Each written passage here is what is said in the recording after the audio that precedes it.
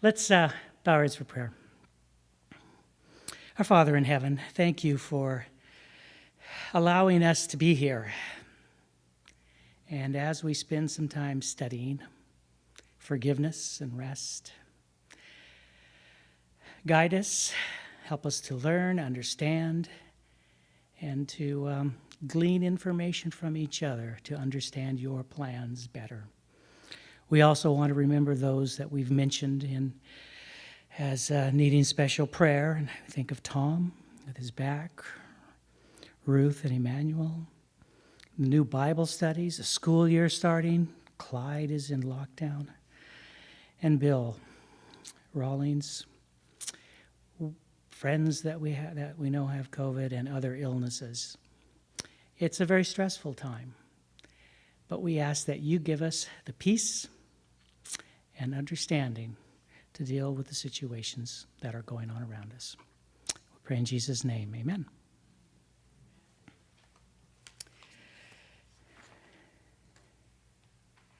Well, how many of you were here last week for the Sabbath school? Okay, what was last week on? Family. You have an interesting family, right? At least parts of it. I know we didn't get all the way through the lesson, but we got... I wasn't allowed to get all the way through the story. No. I said the lesson, not the story. There's a difference because this story now continues. So, just as a background, we're a little bit studying here about Joseph and his family. So just kind of a quick review with just a few words. Genesis 34. Joseph's brothers wipe out Shechem because of Dinah, their sister, being raped and taken away. Genesis 37. Joseph has dreams.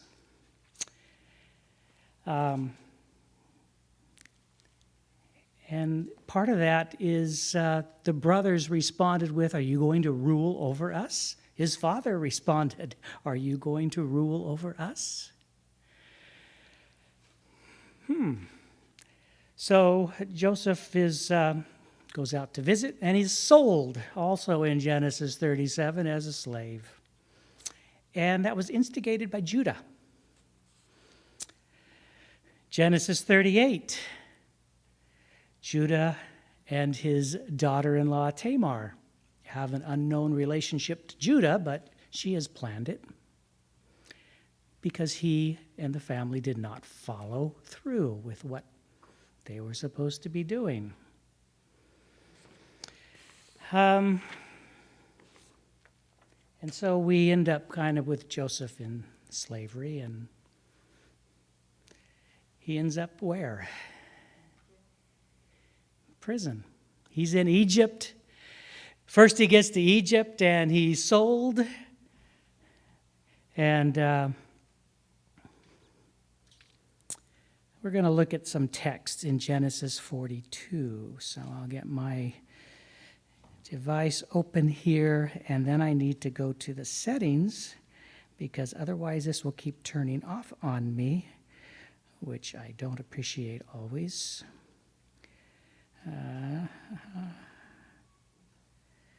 I can't find what I'm looking for, so I know it's here, but it doesn't matter. It's not worth it. There it is. Let's change this auto lock to never. That will solve that one.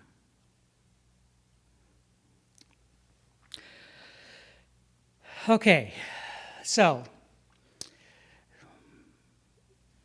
Genesis 42. We'll start reading with verses 1 and 2. Genesis 42, verses 1 and 2. When Jacob learned there was grain in Egypt, he said to his sons, "Why do you just keep looking at each other?" He continued, "I have heard that there is grain in Egypt. Go down there and buy some for us so that we may live and not die." So, Why? I thought Jacob, Israel, was wealthy. So why does he need to buy grain?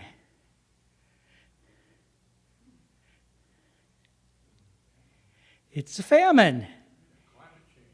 Climate change, yeah, it is. It's a local, that's what happens. Weather patterns shift around, and they've happened for a long time. But overall, there was a drought, which means crops aren't producing. What else isn't happening?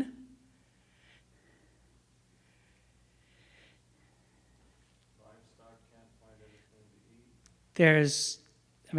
These are grazing livestock. They need to be out and find places to eat. And, I'm sure the first thing they did was head to where the streams were still flowing. And as they disappeared, the grass dries out, just like when you drive by any of the areas here that are not irrigated. It's very dry. It falls, whatever's left, eventually it dries up enough, it snaps off, blows away, or burns. So it's not good. So even though he is wealthy, his wealth it's useless. They're going to die. He can probably salvage some if they have lots of grain, but it will be just a few so that they can reproduce later on. But it's not good. He probably can feed a few because you'll still find some areas where there's some moisture. Who knows what else, but it's not a good situation. So yes, he's wealthy. I wonder if Joseph's dreams had filtered into the public discourse at that point. And everybody knew, or thought they knew, that it would be 7 years of drought. That would put a scare beyond population. It might, Joseph was but tell people about his dreams. he was, at least earlier in his life, he was definitely a person to tell people about his dreams. Jerry, you probably read this too in the chapter that goes along with this in your own way, but I didn't realize till reading that this morning that this was a worldwide drought. It wasn't regional. I don't even know what that means exactly, but I was thinking of the probably millions of people that perished in this. Mm-hmm. Drought in the heat. Yeah. Because they're dryland farmers. We don't think of them as farmers, but that's exactly what they are. They didn't just have herds. They would sow grain out in the rolling hills, Mm-hmm. and they would go, and there's evidence of that, talking about the sheaves bowing down and so forth. That's what they were doing. Yeah. Yeah. So if it didn't rain, there's no grain. There's no grain.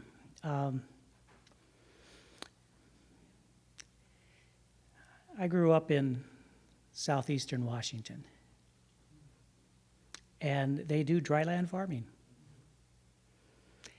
Now they also have engineered the crops, bred the crops, so that they can actually have a short growing season. The wheat stands this tall, that's it, because it needs to get those heads produced in the spring so that by July 4, midsummer, they're harvesting. So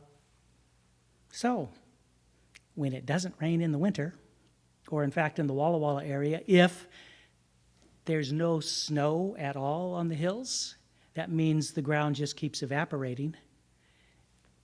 It just doesn't work. So, not a good time. What was Joseph did? What had Joseph been doing in this time? Let's just review that real quick. He'd interpreted the right dream, and he was now second in command, next to the Pharaoh. And he'd been in that position for a while, because there were the 7 good years, which hadn't arrived when he took that position, and now we're starting the 7 bad years. So whether that information was out, I'm sure some people in the government knew that. I'm not sure how far it went, but it could be out. So they know that there's a long time coming. Is that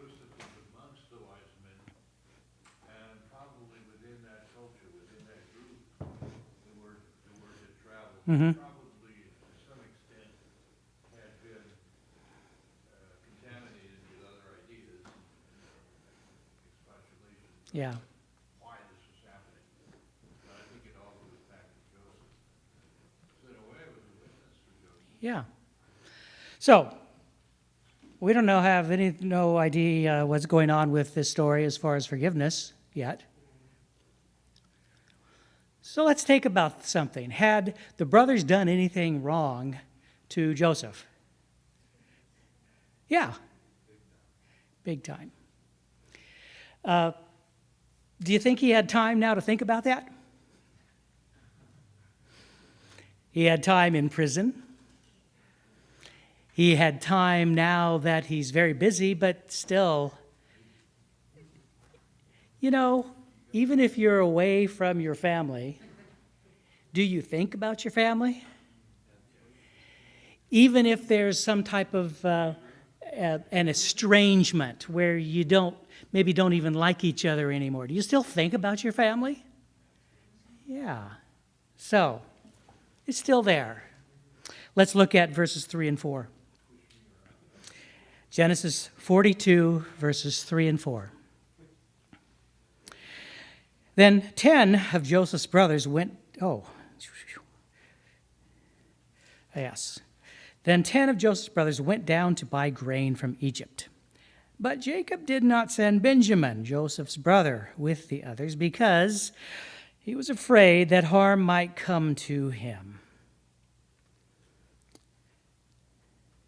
So Israel's sons were among those who went to buy grain, for there was famine in the land of Canaan also. So question here is, why did Jacob not want to send Benjamin? It says he was afraid. What's he afraid of? Losing his last favorite wife's son. It's a good way to put it because definitely Benjamin was from his favorite wife. Which is sort of the problem. Yeah. And we'll come back more to that. But anyway, the question is, did Jacob have any inkling that his other sons may have had something to do with Joseph's disappearance? Coat of many colors was brought back with blood on it, torn up, ripped.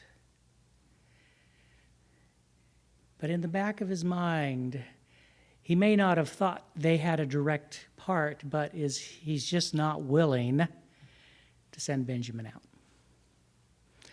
And apparently from the escapades of the other brothers, they can handle themselves fairly well as far as protection or what's another word I wanted to use there? Violence. Yeah, it is violence, because they were a violent group. And I think you kind of had to be. And if you're in this little enclave, you do have to protect yourself. And the only way to do it was through violence. Well, maybe not, but that was what happened anyway. So, the brothers are heading out on their way. And let's look at 42:6. Now Joseph was the governor of the land, the person who sold grain to all its people. So when Joseph's brothers arrived, they bowed down to him with their faces to the ground. I'm going to continue verse 7. As soon as Joseph saw his brothers, he recognized them. But he pretended to be a stranger and spoke harshly to them. Wow. Had Joseph forgiven his brothers at this time? What makes you say so?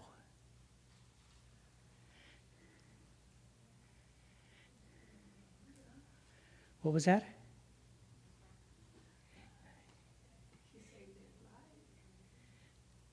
I guess that's one way to put it, because if you look at it from a human standpoint, if you'd been sold into slavery, and now the people who are in front of you who did that, and you have the power to do whatever you want, he could have immediately eliminated that problem. Because it was the 10. It wasn't Benjamin that was there. It wasn't his father who was there. It was those 10 who were there when he was sold. Looking into that a little deeper, let's understand that there had been a tremendous revolution in Egypt about that time, and Palestinian people had come in called the Piscos. Mm-hmm. And that created an entree for Joseph, who probably wasn't related directly to them, but was from that part of the country and could speak that language. And so I think Pharaoh said, well, if I'm going to stay around, I better have some support.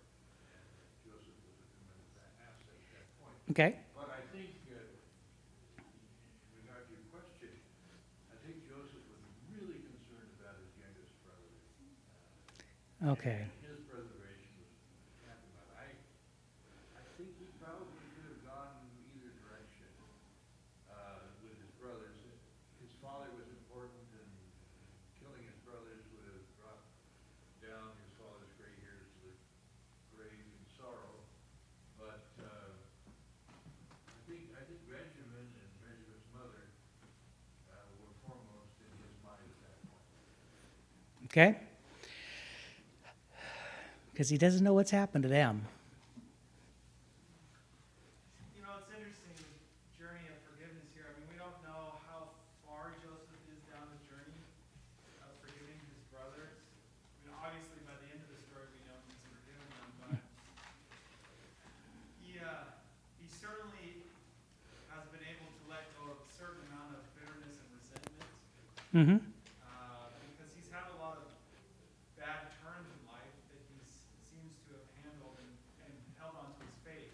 Being sold into slavery, being thrown into jail, not justly would lead to bitterness, but it seems like he avoids that. So a certain amount of healing, I'm sure, has occurred. Whether or not it was total, it's hard to know what he was feeling at this moment. But Yeah. What was his current family status, though? Wife and 2 kids. Yeah. Probably a good Egyptian family, too. But time has passed, and he sees his brother, and he knows the situation he's in. But he treats them harshly. And how did he treat them harshly? Accuses them of being spies. Okay, and so now, what would a spy say if they were a spy? I'm not a spy, which is what the brothers said. We are not spies. But then they went on to prove it by providing their family history.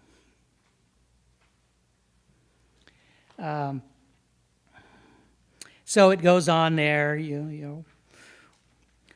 We are servants. Your servants are, we were 12 brothers. Live in Canaan. The youngest is now with our father, and one is no more. And all those statements were true. And Joseph knew that, didn't he? Do you think he was interested in this backstory that they were telling? Yeah. Why? Because of Benjamin and his father. The others are right here. He can see them.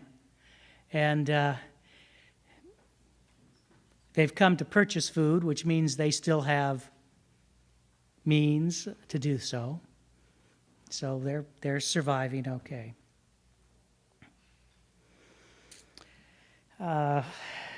Let's look at this.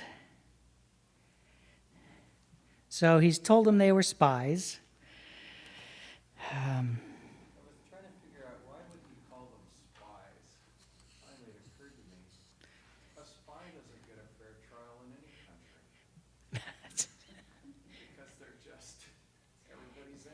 They're everyone's enemies, yeah. A spy is someone, and because, when what he says, you've come out to spy the land in our weakened condition. So this famine has affected Egypt. They have the Nile and the Palestinians don't. They have a Nile, the Palestinians don't. Yep. Okay. So, reading more into in chapter 42. After this discussion, what does Joseph do with them? It says he put them in custody for 3 days in verse 17. And then he wants to, continue on a little bit. Was Joseph, I kind of skip around a little bit, but was Joseph kind of aware that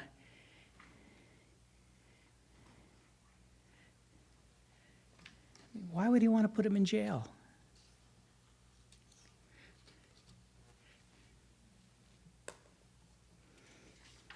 Who do you want to put in jail? His brothers. Why would he want to put him in jail for those 3 days?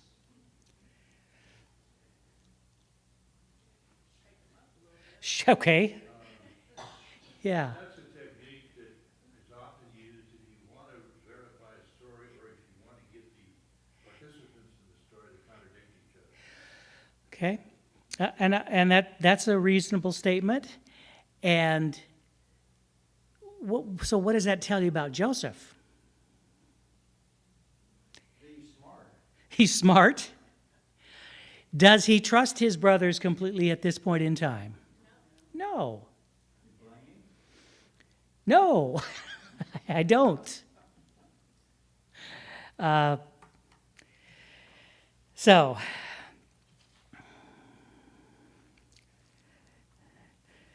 let's read through a little bit in starting at verse 18. On the third day, Joseph said to them, "Do this, and you will live, for I fear God. If you are honest men, let one of your brothers stay here in prison while the rest of you go and take grain back to your starving households.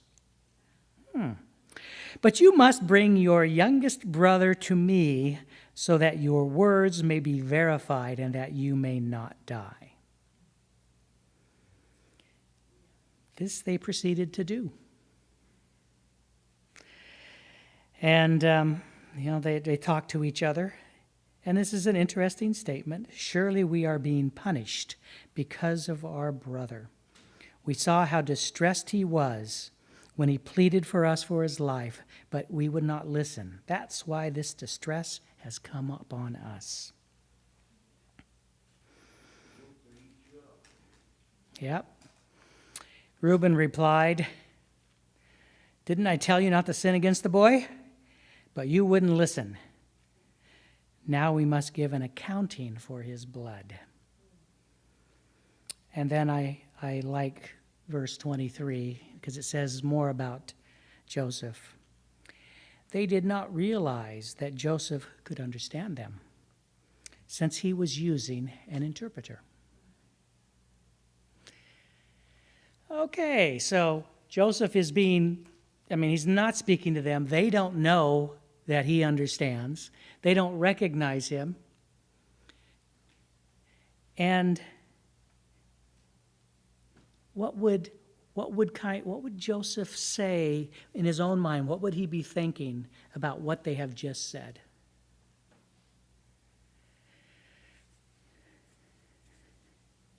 I think he was prompted to think, yes, they remember, and yes, there was an impact, Mm-hmm. and yes, maybe they've changed. All of those are possible, yeah. He sees the regret, and he's probably still wondering: is it regret of getting caught, or regret of getting, true repentance? Just where are their hearts here? He's also placed his brother Benjamin in a very safe place. Mm-hmm. They do anything to Benjamin, they all die because he's not feeding them. They don't know that he. Yeah, yeah. Well, they didn't. They didn't have a lot of choice on this. So Joseph turns away for a little bit because he is now being affected by what they have said. And he's, says he begins to weep. Even if it's just teary-eyed. I mean, people would pick that up. So emotionally, this is very difficult. If it's difficult emotionally, then what does that tell you about Joseph's process right now? He's a human being. Does he hate the brothers? No. In fact, he's probably feeling, I would love to just tell them, but I'm not sure yet. I'm not sure. So they gives them the grain they need. Then this silver is put back in their bags. Who put it back in?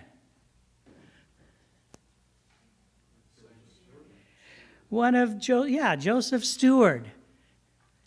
Okay, what is Joseph's steward thinking about all this? Oh, possibly. Or is he thinking, when they come back, he'll bring that last brother, and he can then accuse them of theft and take care of him like he should have in the first place. I don't know what the steward thought, but, different things will cross different people's minds. I have no idea. But is what Joseph done a secret to the people who work for him? Most of them probably, but there's a few, the ones he trusts, that know what's going on. Do they know the reasons? I would doubt it. Anyway, they head back on their way. They stop, going to give some grain to the donkeys. Guess what? The silver, the money is there. And then they were worried. In the second part of verse 28, their hearts sank, and they turned to each other trembling and said, "What is this that God has done to us?" Then they went back to home. So they finished their journey. They told the story. Jacob is a little upset that he told about the family, especially that he told anything or said anything about Benjamin. And then when they get home, they find out that everyone's sack had the money in it.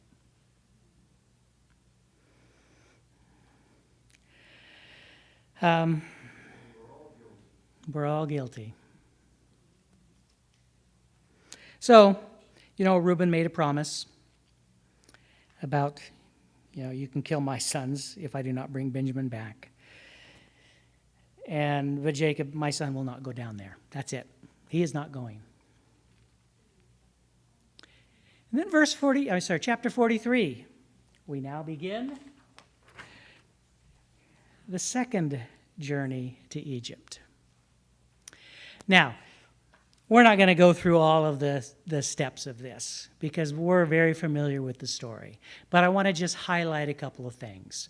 They head back to Egypt, and who's with them? Benjamin, because he has to be, or it's just not going to work. And so they get back there, and Benjamin is with them. And I think soon after that, there's some type of a meal they have together.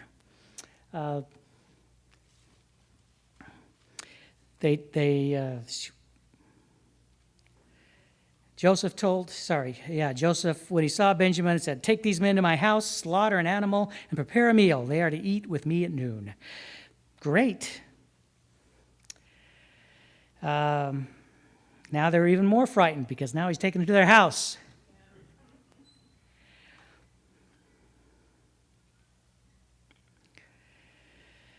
But they told him that the gold, the silver was there. They brought it back plus the additional silver to buy more food. And they told this to the steward.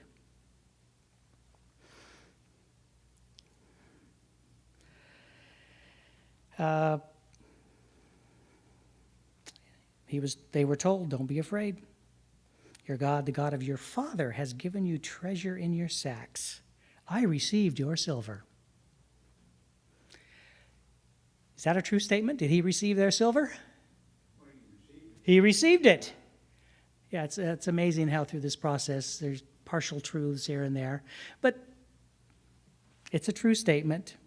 Anyway, they went to the meal. Joseph asked them how their father was. And they replied, he is alive and well. He saw the brother, Benjamin, asked if the younger brother is the one you talked about. He is. So he went to his private room and left them where they were, and they were all seated. What was interesting about how they were seated? Order of age. And then what was interesting about the meal?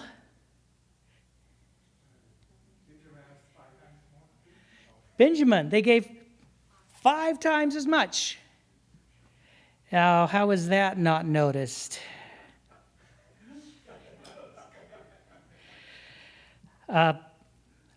So what was Joseph trying to do?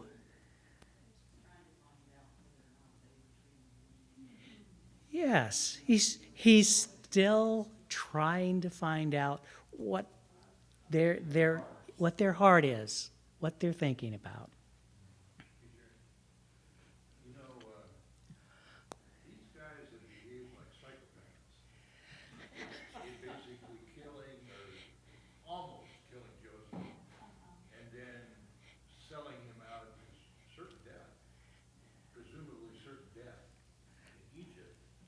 I think they had a lot to answer about their character. You don't turn people like that loose, even though they're your brothers. Yeah. In society. Okay. They were thieving wolves, and I think Joseph was trying to figure out how much of that remained and how much had been dissipated over time. So he's doing a good job of that, isn't he? Next part of the story. They're loaded up, heading out, and they're stopped a little bit out of the city. And what's the problem? Joseph's silver cup has been stolen. And in whose sack is it found? Now, what did the brothers say before that? If any of your servants is found to have it, he will die, and the rest of us become my Lord's slaves. Suddenly, when Benjamin finds it, it's in his sack, they all go back. They tore their clothes, they loaded their donkeys, and returned to the city.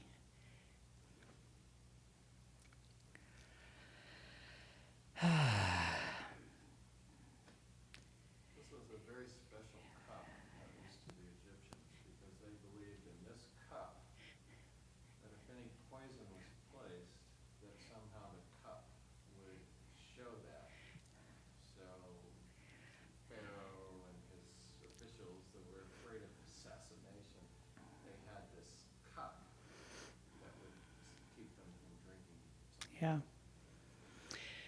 Also, the interesting thing about Joseph's response when they came back and they kind of threw themselves down beforehand was Joseph said to them, and this is verse 15 of chapter 43. Joseph said to them, "What is this you have done? Didn't you know that a man like me can find things out by divination?"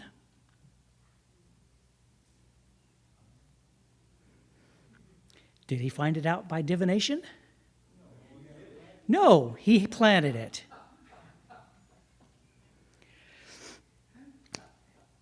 verse 18. And here's where we'll kind of draw this part up. Then Judah went to him and said, "Pardon your servant, my lord. Let me speak a word to my lord. Don't be angry with your servant, though you are equal to Pharaoh himself. My lord asked his servants, 'Do you have a father or a brother?' And we answered, 'We have an aged father, and there is a young son born to him of his old age. But his brother is dead, and he is the only one of his mother's sons left, and his father loves him.' Then you said to your servants, 'Bring him down to me, so that I can see him for myself.' And we said to my lord, 'The boy cannot leave his father. If he leaves him, his father will die.' But you told your servants, 'Unless your youngest brother comes down with you, you will not see my face again.' When we went back to your servant, my father, we told him what my lord had said. Then our father said, 'Go back and buy a little more food.' But we said, 'We cannot go down. Only if our youngest brother is with us will we go. We cannot see the man's face, and yes, our youngest brother is with us.' Your servant, my father, said to us, 'You know that my wife bore me 2 sons. One of them went away from me, and I said, he has surely been torn to pieces, and I have not seen him since. If you take this one from me too, and harm comes to him, you will bring my gray head down to the grave in misery.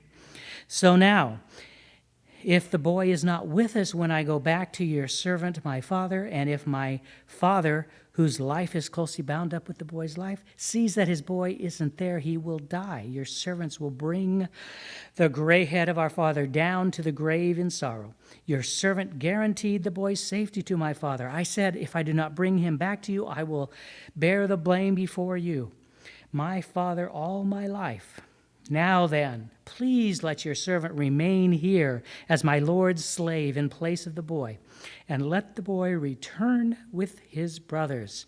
How can I go back to my father if the boy is not with me?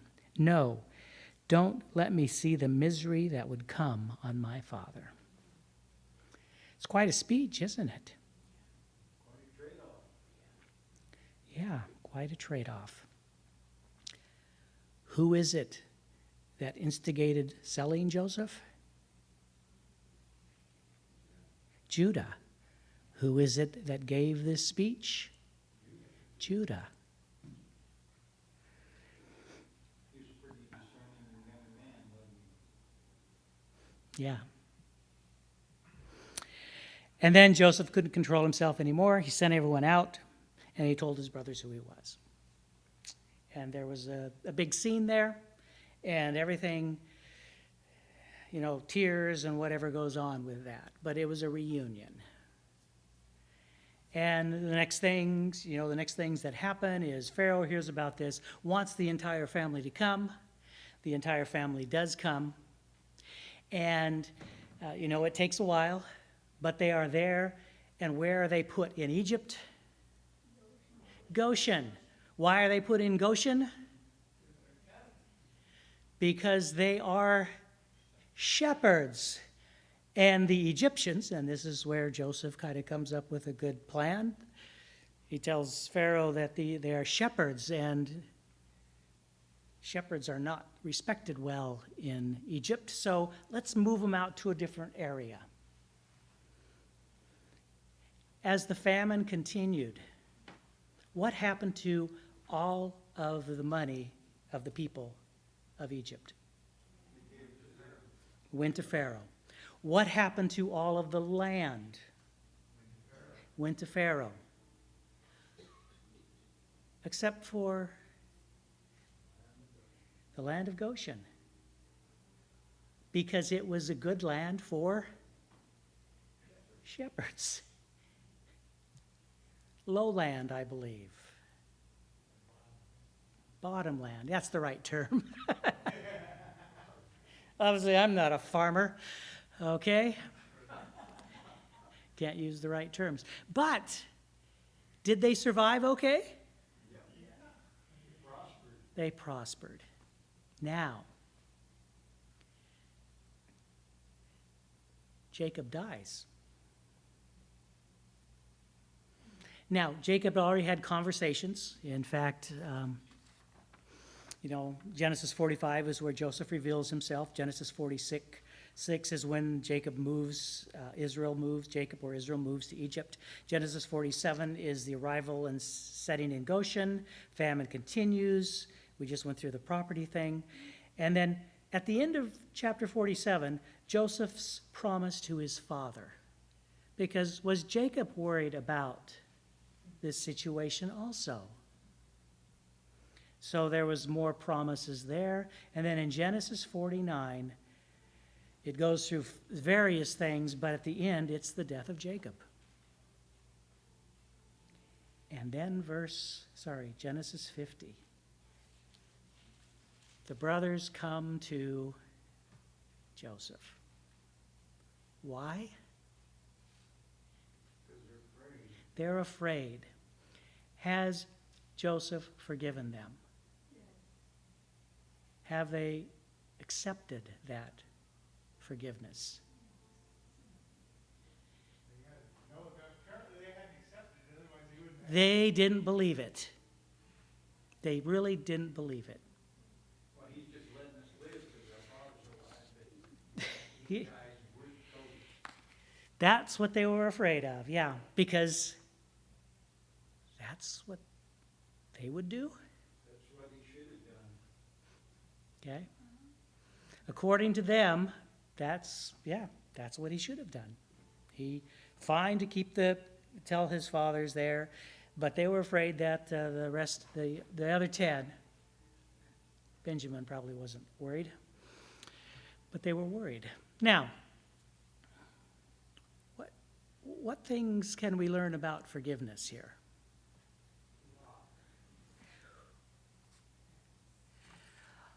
Are there steps to forgiveness? Many. In fact, I was curious about that, so I just did a quick search. What are the steps of forgiveness? Well, there's some that had 3, and some that had 4, and some that had 8, and some that had 7, and some of them had 10. And I looked at him and said, well, obviously it's not a clear-cut thing. Because everyone has their own idea of steps of forgiveness. But the lesson gave some hints, and I thought they were worth writing down.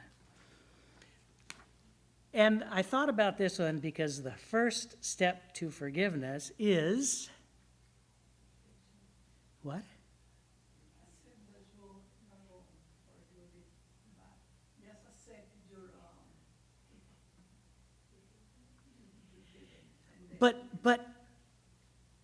But that, in my mind, that says you can't have forgiveness until you admit it. Did the brothers, they kind of admitted it, but that was after Joseph had already forgiven them. So one of the little things in the lesson that I highlighted, because it struck me as a little different than what I'd thought of before, was the first step to forgiveness is to admit that you have been hurt. If you can't admit you have been hurt, how can you forgive?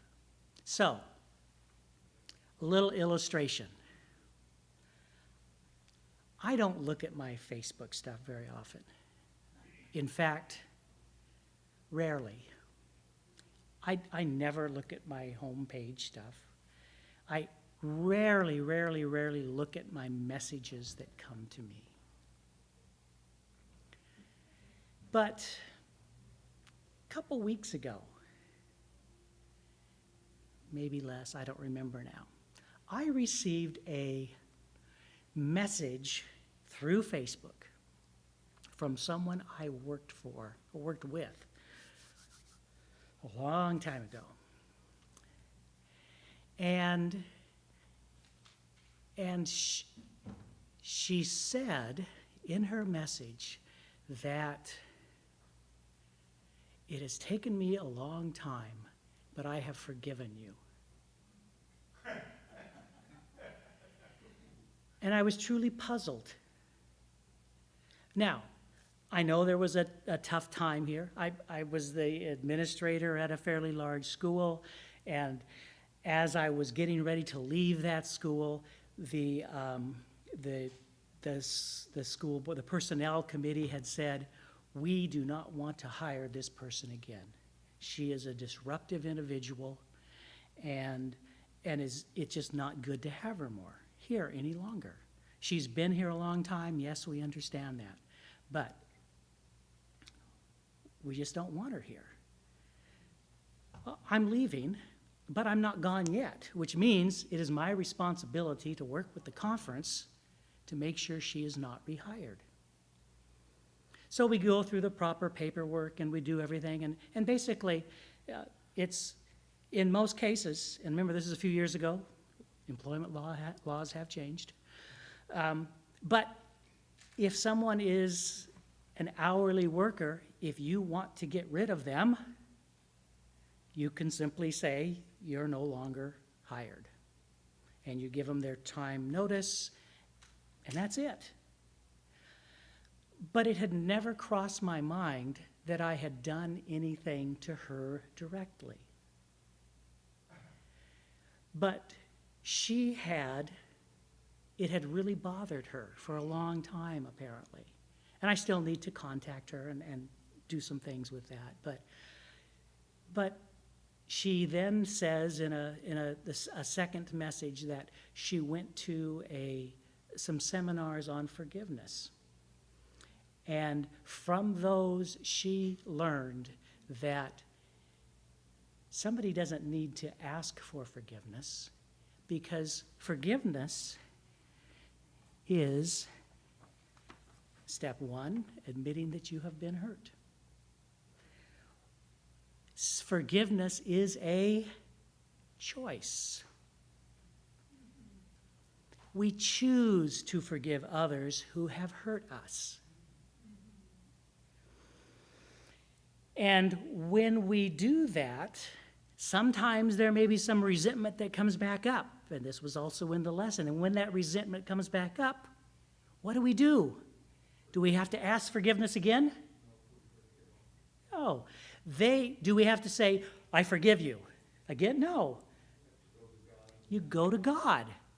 Because you have already forgiven them. What you need is for God to kind of go back and reset your thinking so that you understand, I have forgiven them. And then in some cases, this was also a big part of the lesson, once you have forgiven them and know that it's a choice and it's not just, I feel I need to do this, there are some times that even when you forgive someone, you still cannot have a relationship with them. It just won't work. And when I think about that, and I think about, okay, well, has God forgiven us? Yes. What did we do to harm God? Our actions. We were created to serve and to love. And what are we doing? Rebelling and hurting. So we have hurt God. And so because God then makes the choice to forgive us. Now, I don't think the step 3, I don't think that applies to God, okay? And that is when the resentment comes up again, you go to God because God is God. Okay, but for us as humans, that's something that's an important part. And then the last part is understand that some relationships cannot be restored. How does that fit in? That's life. What was that? That's life. That's life.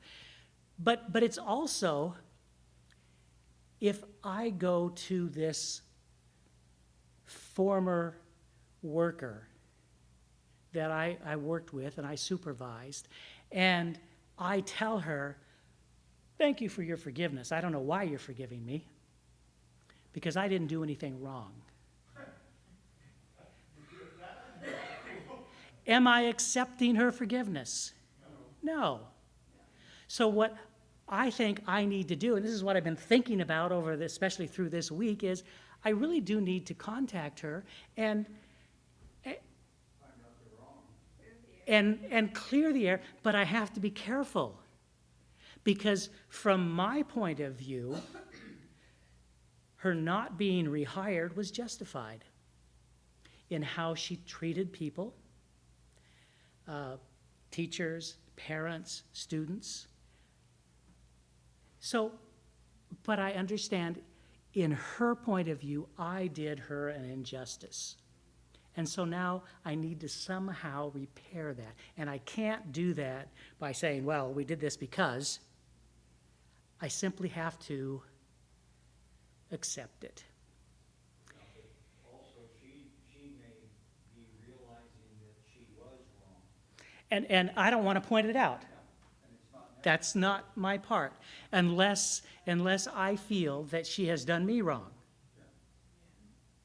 And I look back at it and say, well, no, I did her wrong because I didn't do my job as well as I should have.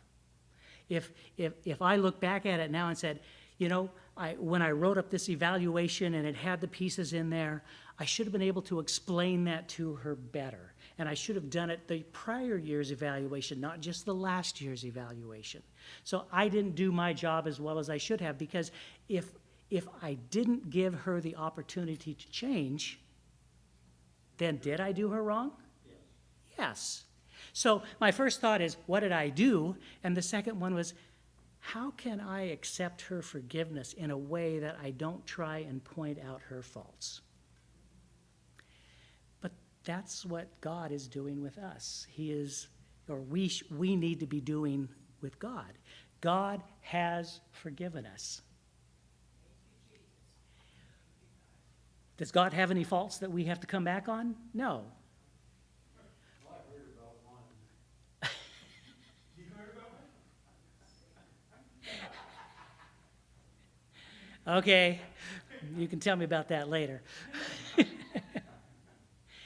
But if we don't accept someone's forgiveness, have they still forgiven us? If we don't accept God's forgiveness, has He still forgiven us? But what is the result when we don't accept forgiveness that is given to us? You stay in sin, and you still have then a broken relationship. Yeah, it is. It's or broken, and there's a deep pit that we're going to fall into. So I think that's part of the other message here. Yes, we love the story of Joseph, and we love the forgiveness part, but we also have to remember that, and as the lesson was pointing out, this is what God is doing for us, and what the cross with Jesus does for us. It is God's forgiveness. All God wants to do is rebuild our relationship with Him. He doesn't want to keep us separated. Yes. Because there's a separation in sin and wrongdoing, whatever way you want to call it, a little lie or a resentment or whatever, that separates us from a relationship with our Lord. And I don't want to go to the Lord and blame Him for my wrong, because my wrong was my wrong, and I have to admit it, okay, and accept it, and also to forgive myself. Yes. And that's one thing that I've learned, is that when God forgave me, it was totally unconditional. I don't need to hang on to something so I can punish myself, okay? And people do that. I did it, okay? I said, my brother asked me one time, did you ask God to forgive you? And I said, yeah, but I can't forgive me. And he said, why don't you quit blaming God? Yes. All right, well, our time is up, so let's close with prayer. Father in heaven, thank you for giving us this time together to study and to talk and discuss and to learn. And help us to fully realize that we are already forgiven and you have paid the price. What do we have to do? Accept it. Thank you. Pray in Jesus' name. Amen.